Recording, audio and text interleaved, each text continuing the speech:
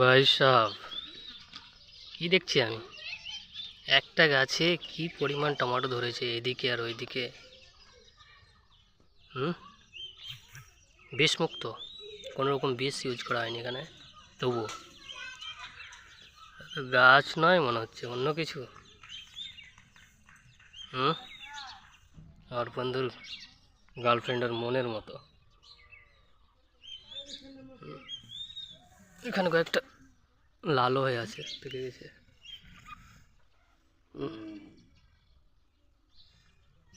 পড়ে গেছে মনে হয় একটা এখানে। বেশ ভালো ফলন।